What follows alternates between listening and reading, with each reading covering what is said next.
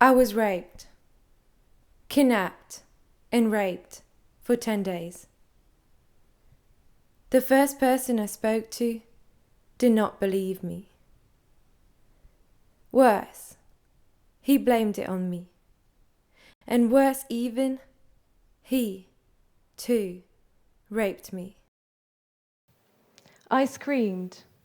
I screamed in agony as he touched me. That's when he said, "Oh, so what you told me was true?" It did not stop him, and I froze. My mind escaped my broken, helpless body and did not return. I tucked these fragments of horror away, told no one, and carried on in oblivion and stubborn denial. But my body did not allow this lie. I suffered onsets of agonizing pain in my abdomen and back. The pressure was so intense it tore my muscles, and I often passed out. I was vomiting acidic screams, screams so desperate to be heard, they came out accompanied by streams of blood. My physical self was screaming with its own means what I was not expressing with words. How could I? On my first attempt at communicating what had happened to me, I was put through the same horror. Our culture normalizes abuse of power. My story bears witness to a global societal problem. That is that we, as a society, maintain silence on issues that are too hard to bear. And it is not because they are foreign and uncommon, but specifically because they are pervasive and occur right here, right now, and we don't know what to do about it. I believe we should start by breaking the silence, speaking out, and listening. The first step to solving any issue is to acknowledge it's there in the first place, right? So this is what I'm here to do today. What I would like to talk about today is not sexual assault, not any one form of extreme violence, but the very consequence of such violence: trauma. Having an inner experience of trauma, it seemed clear I had to use this invaluable perspective in my practice. So, I drew from my personal insight, delved into fascinating research on the neuroscience of trauma, and looked at the healing opportunities that lie within creativity. That's how my work on trauma started. I'm now developing a trauma-focused movement language, which is a means of communicating that isn't contrary to the mechanisms of trauma. The aim is both to help survivors heal and be heard. So, what is trauma? Trauma is the loss of inter- and intra-relational safety. The loss of inter- and intra-relational safety. It may be called PTSD, post-traumatic stress disorder, or complex PTSD, depending on the context and duration of the events. So, for example, someone who has been raped is likely to develop PTSD, while someone who has experienced repetitive sexual abuse is likely to develop complex PTSD. There's also a call for a diagnosis of developmental trauma, as those who experience repetitive abuse or neglect in their childhood present a broader set of symptoms. Extreme violence can be traumatic for those whose integrity is at risk and those who witness such harm.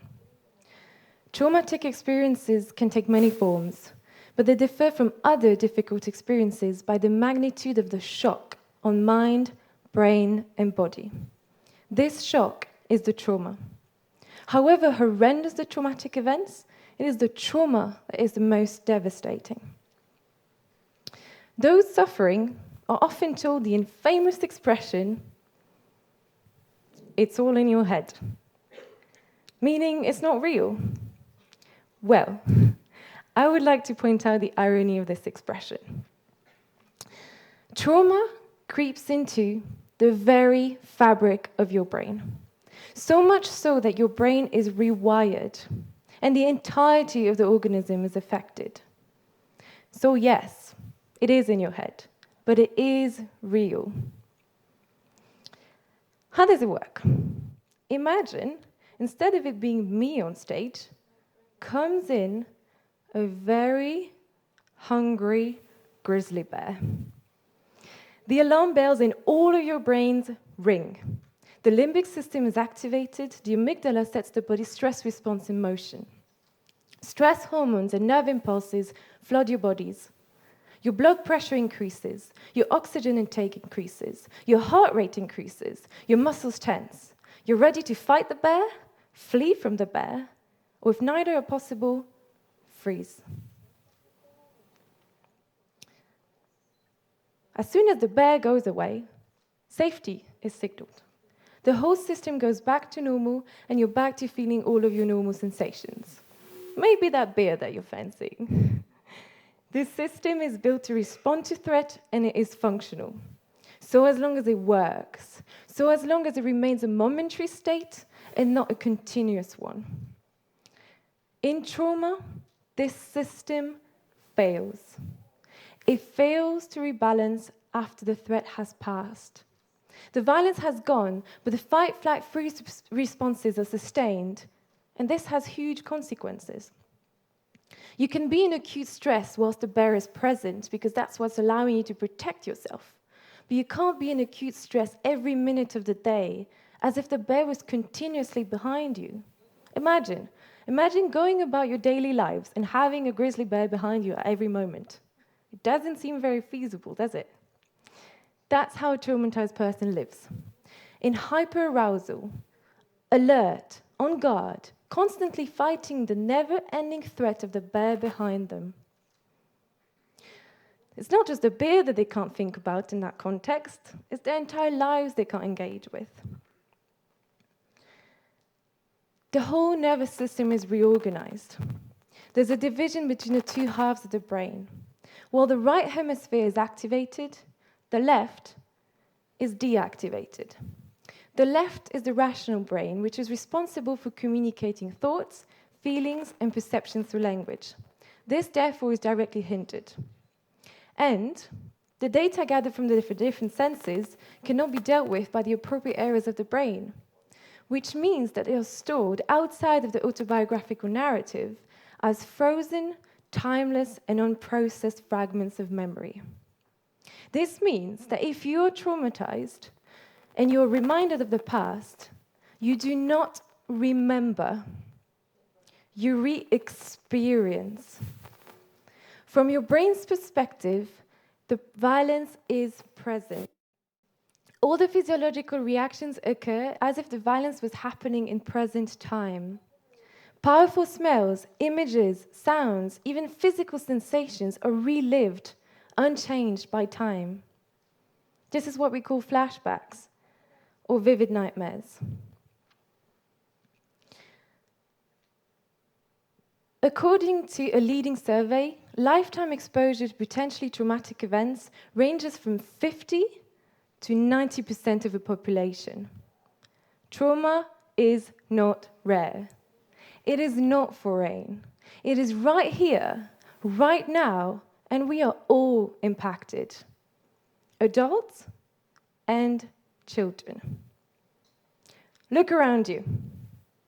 Look around you at every person in this room and imagine everyone is a child under 15 years of age. Everyone. And now picture 3 rooms like this one. This is the number of premature deaths due to child maltreatment every year in Europe. The figures of the World Health Organization suggest that there are 18 million children who suffer from sexual abuse, 44 million from physical abuse, and 55 million from mental abuse in Europe. It has been described as a hidden epidemic. It is the product of social, cultural, economical, and biological factors.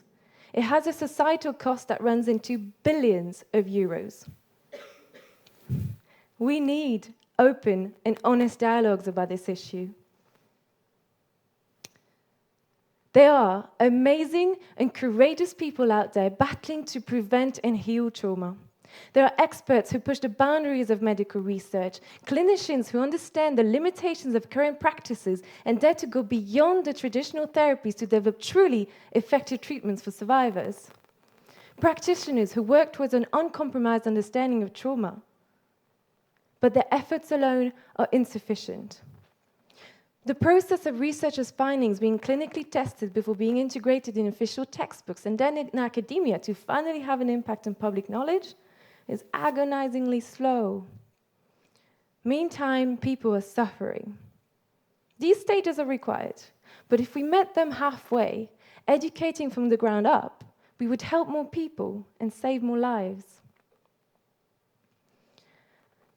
You cannot live with trauma. You survive, and some don't.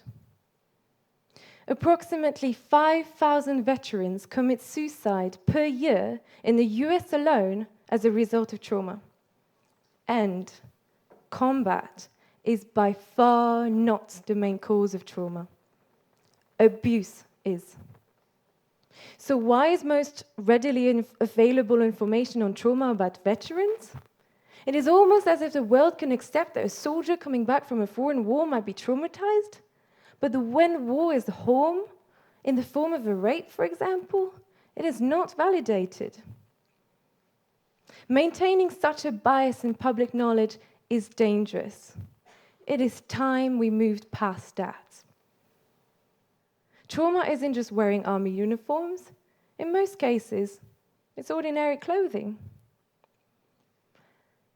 I can still feel the pressure of the leather belt around my neck and the shiver down my spine as I'm about to step off the chair. Someone was there for me. My life was saved. That day I made a promise to heal. Accepting my trauma and accepting I was worthy of healing was far harder than accepting the suffering. My journey to live was difficult, but I am standing here today. I can now be the someone for another person in need. You can be the someone. We can be the someone. We can be the community that supports survivors if we have the courage to acknowledge trauma and break the silence and stigma. Those suffering are worthy of accepting their trauma, and they are worthy of healing and living. We are all worthy of a society that values our individual experiences. We are all worthy of a society in which we strive. We are all worthy of being the happy generation.